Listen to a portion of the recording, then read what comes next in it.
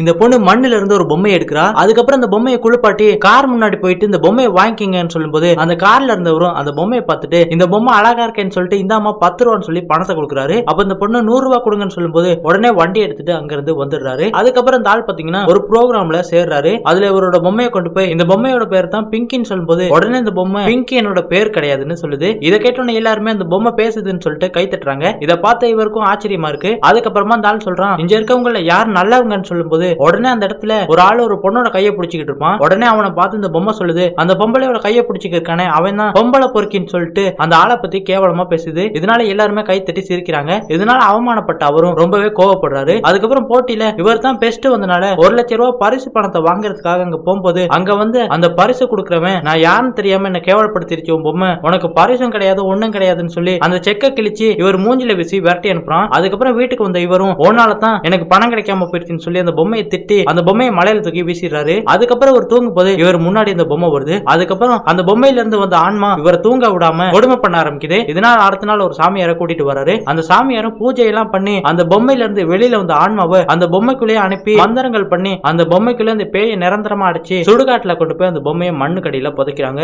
அதுக்கப்புறம் 2 வருஷம் கழிச்சு அந்த இடத்துல ஃபேக்டரி கட்டுறதுக்காக மண்ணை தோண்டும் போது அந்த மண்ணுக்குள்ள இருந்த பொம்மையும் வெளியில வந்துருது.